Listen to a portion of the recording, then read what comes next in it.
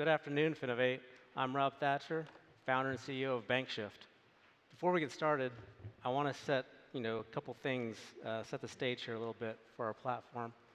Our platform does three things: new revenues, loyalty, and control. We're a bunch of former Capital One engineers behind products like CreditWise, the Money app, the streaming data platform, data resiliency, and site reliability. I like to say we built what regulators expect, what brands want, and what community banks and credit unions under 5 billion need. As we know, credit unions and community banks are facing tough challenges in the digital age. Think about limited resources, regulatory pressures, and outdated tech, while leading brands are still looking to tap into fintech revenue with limited shared compliance. Our solution operates under a banking as a platform, which you heard earlier today. This model features our patent-pending technology that harmonizes brands with banking technology to drive acquisition success for credit unions and community banks. How? By seamlessly embedding their digital ecosystem within that third-party app gives them new revenues and enforces compliance, which is key, and it builds empathetic loyalty amongst members, customers, and fans.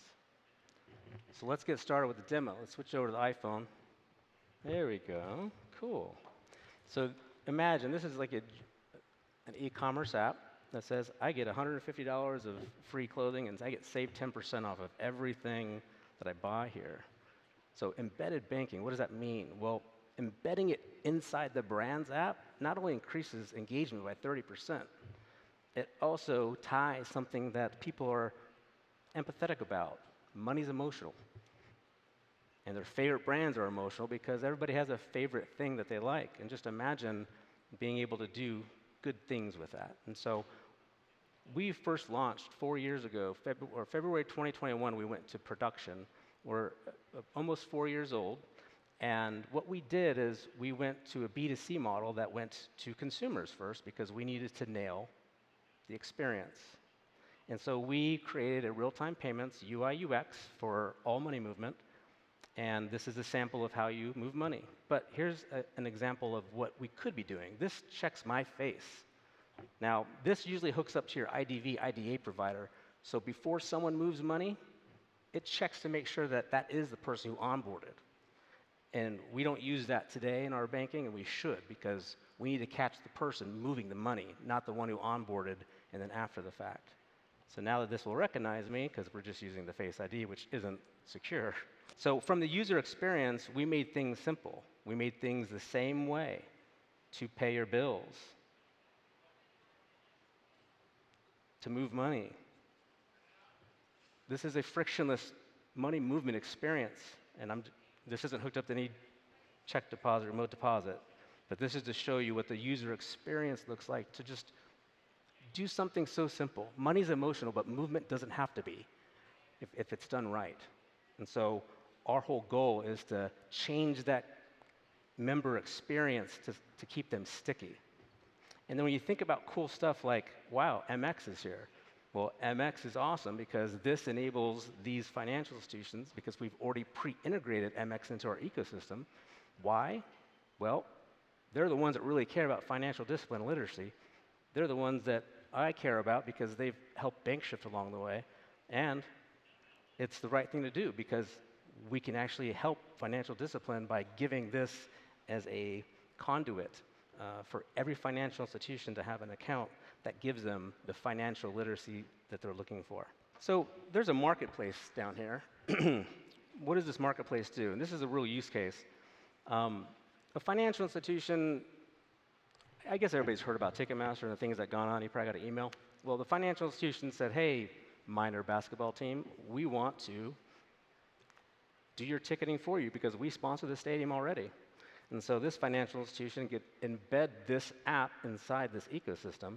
Why? Well, this enables a financial institution to have power. And what type of power does the financial institution have when the data for the consumers behind their safeguarded walls? they can go and they can buy a ticket. Now, these prices are just fake prices, just to show you a financial institution doesn't need to, they know your data. They know what accounts you have. You don't need to add more account information to be lost or stolen. And so this use case allows a financial institution to take full control.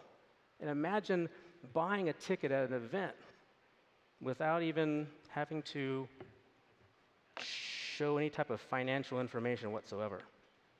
And so by enabling this, we give financial institutions a lot of power, but how do we control it?